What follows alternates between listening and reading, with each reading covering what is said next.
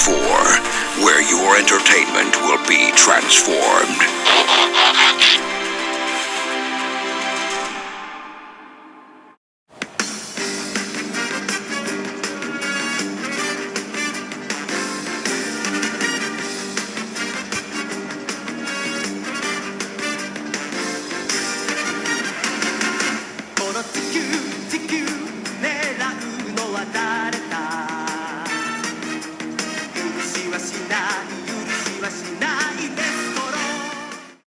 Bah weep grog nah weep ninny bong, my fellow addicts. This is TFA 1024, the Transformers Addict, coming to you with yet another TFA review.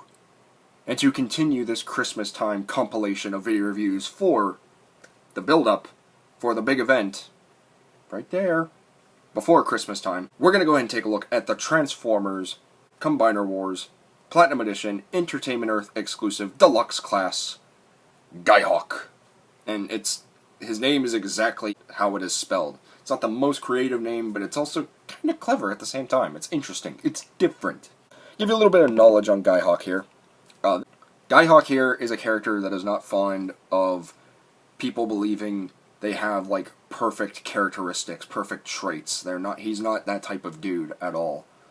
He was also locked away in, like, some sort of maximum security prison off-planet because of some very, grotesque crimes that he committed. Murder, all that kind of fun stuff. He's also fond of saying adios. So, I don't know exactly what to believe with this, you know, what his voice would sound like. I don't want to say he would sound, you know, Latina or Mexican, but he keeps saying adios. I don't know, maybe he just likes saying it. It's different, it's something interesting, it's a small little quirk. He likes to ruffle Great Shot's feathers. Because, get it, Guyhawk, people on TF Wiki are clever. So yeah, and this guy did not actually show up until episode 18 of Transformers Victory, which, hey, if you want to, just throwing it out there, you can go and watch it online on Putlocker. It's an amazing site. They have all the episodes. It's awesome. I'm probably going to go marathon it during that weekend. So yeah. Anyway, taking a look at Guyhawk here, he is exactly as he looks. He is a straight-up pink repaint with silver, black, and yellow accents of air raid. And while, you know, this is very different in terms of most male Transformers characters, I will say this. He pulls it off. This was a good mold to use for Guyhawk. Hasbro knew what they were doing. Similar to Deathsaurus, despite the fact that, you know, Deathsaurus never really had a vehicle mode, the Skylynx mold was actually a really good choice for Deathsaurus as a character. For Guyhawk here as a character, this was a really good choice. This jet mode suits him very, very well. The nice pink is actually a lot better in hand. In the pictures, it looks like it's a lot lighter, but in hand, it's actually a little darker, a little bit dimmer, and it looks really good. I like it. And of course, you have that nice amount of molding detailing throughout this whole figure, similar to Air Raid and Skydive and the other jet molds. You just have a lot of nice panel lining. You have a lot of nice lining throughout this whole figure. Of course, you have the pins here that are clearly visible, but they somewhat kind of complement it. You know, it's cool. It gives it a little bit more of that silver touch, though it's not exactly matching that silver. Or maybe it is. The camera maybe isn't being too cooperative, but it works, nonetheless. Now, unfortunately, with all the other jet modes, he does have that rubbery nose section up here. He also does have the rubbery back fins, unfortunately. These ones are still solid, and these wings are solid. But it works. It works nonetheless. So, now he does, of course, come with accessories. Unfortunately, he does not come with Hawk Breast, which is his signature weapon and breast animal. Because for whatever reason, Hasbro decided, hey, no breast animals. But, hey, Takara, please, Lio Kaiser set with Jaguar and Leo Zack. I will buy it. I will buy it. He does come with accessories. He comes with the obligatory hand-foot gun, which has been used through the Combiner Wars toy line till the end of time, up until Victorion and Computron. And normally I would say, hey, this is how you can identify this as his. Yeah, that ain't the case with this one, because unfortunately, the combiner peg is black, and both feet are actually white hinges. But you know what you're getting yourself into. No one's gonna care. No one's gonna care. And if you really want to, you can peg it here. You can try to peg it in the arm, but I don't think it'll work because of clearance. But hey, I could be wrong. No, not really. Save it for robot mode. And of course they have that nice peg hole, that port right there. So that works out pretty well, for the most part. Now also in the packaging for Lyle Kaiser, he was given 4 types of these guns. 2 black ones, 2 white ones. In my Instagram stream, whenever I was unboxing this guy, I gave both of the white ones to Guyhawk, and I gave both the white ones to Guyhawk, and I gave both the black ones to Hellbat. I was completely wrong, because on the packaging, it shows that each Destron gets a weapon. So the jets get the white weapons, and the tanks get the black weapons. So, and, to go ahead and bring him in one more time, if you really, really, really want to, you can actually go ahead and take Ion Scythe here and peg him into this port to give him some further armament, if you really want to. But it's not really worth it, to be honest. But it's a thing you can do, so. That's pretty much all there is to say for the jet mode. I really do like the coloring, as I said previously. I kind of being a little bit repetitive, but hey, it's my charm.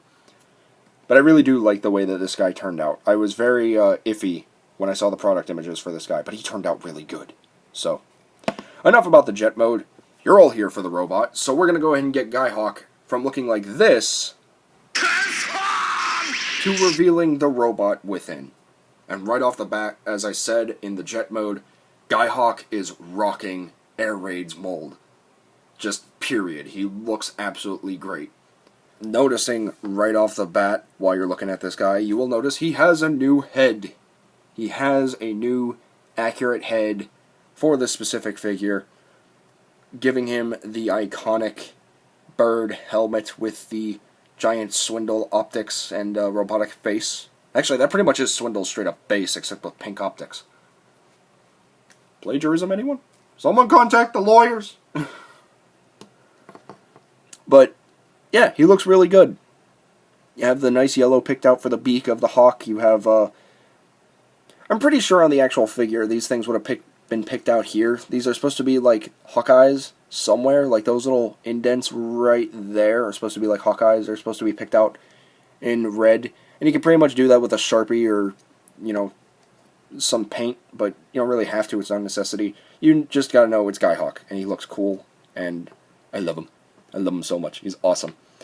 And I'm not really all for pink robots, especially pink guy robots. It's an oddity. But it brings that uniqueness and diversity to the Transformers universe, which is just awesome. And after all, this whole franchise is based on a gimmick of change, so what kind of Transformers fans would we be if we did not accept changes throughout this franchise, including pink guy robots? So, let the man be pink, dude. Let the man be pink. Anyway, you got that same nice amount of molding detailing all throughout this figure, just like Air Raid and Skydive and all the other Combiner Wars figures combined. Unintentional pun. And you have the pink with black accents and yellow accents with a little touch of silver here and there. So whereas the main color, or one of the secondary colors in the jet mode was silver, this one is black. So it literally, transformed colors as well, which I think that is really, really cool. I really like that a lot. That's just awesome. To quickly cover articulation purposes, for once, again, I'm not really going to point out, display how his articulation is. You guys know how this all works by now. But I will give it out for information's sake, so here we go. The head is on a ball joint. It can look up, down, rotate 360 degrees. It can tilt side to side a little bit, and if you really want to, you can also use the combiner peg for further motion, such as looking down further or looking up slightly, though kind of giving them a beer belly. The shoulders are on a ball joint. They will move in and out, forward, back, 360 degrees, and swivel a little bit. The forearms are on a mushroom peg, and you can tell by those slots right there in the upper arms, which will rotate 360 degrees. The actual forearms themselves are on a hinge joint that allow for 90-degree elbow bend. Unfortunately, no wrist, but what he loses in wrists, he makes up for in waist, because he has to be a combiner limb. And his waist can rotate 360 degrees, also being accompanied by ball-jointed hips that will move forward, back, in and out, and swivel a little bit. The upper thighs are on a mushroom peg, which will allow for 360-degree rotation. And the knees are on a hinge joint that allows for, I want to say, a little over 90 degrees. Pretty sure. Yep, just a little bit. Just a little bit. I did that time just to clarify and make sure. And of course he does come with weapons, as I mentioned previously. You can take his double barrel blaster and you can have it be held in his hand. You can have it hooked up into the wings for like shoulder cannons. And you can do the same thing with the hand-to-foot gun. But if you want to make it look like a gun, fold up that thumb. So. And you can also take Ion Scythe, but I don't see why you would. And for a quick size comparison, here he is with his Lord and Master of the Destrelons for this series, Droopsaurus. I'm kidding. Deathsaurus. And they look really good together. Despite the fact that that's not Deathsaurus fully, this looks really good. I like this a lot. So, yay, they got something right. I'm happy about that. That's awesome. So, there you have that. And why not? I'll go ahead and tease you guys just a little bit for a future review that'll probably happen in the long distant future.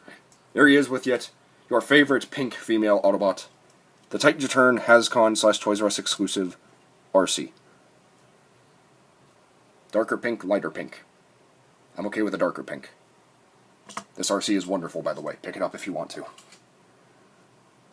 So yeah, Guyhawk in a nutshell. Again, he just rocks the air raid mold. Something fierce. I absolutely love the fact that he managed to pull this off, and I'm super pleased with him. He's not my most favorite. If I had to choose a favorite, it's a tie between Hellbat and Killbison. Drillhorn, I don't really know much about his character. I know that he's sort of like a veteran soldier of some kind, very strategic. Guyhawk here, he's kind of the jerk of the group, you know, not fond of preaching, not fond of people who believe in strong characteristics in terms of their personality and perfection. But hey, at least the guy's real. So, there you have that. So, bots and fembots, that's pretty much all I have to say in this video review. So, I want to thank each and every one of you for tuning in. This has been my video review for the Transformers Combiner Wars Platinum Edition Entertainment Earth exclusive Deluxe class, Guyhawk! And I want to thank each and every one of you for watching. If you haven't already, please be sure to like, comment, share, and of course subscribe, because this is the only channel where your entertainment will be transformed. And if you want to contact me in any way, shape, or form, look me up anywhere on social media, and I'll reply to you all as soon as I can. But with all that being said, my fellow addicts, that's pretty much all there is to say. So, please remember, until next time, to get addicted, stay addicted, and TF addicts for life. Oh, and if you happen to miss any of my Lyle Kaiser video reviews, there is a playlist. I will leave a link down in the description down below, so check that out if you want to. Anyway, this is TFA 1024, the Transformers Addict. Roll it out till all are one.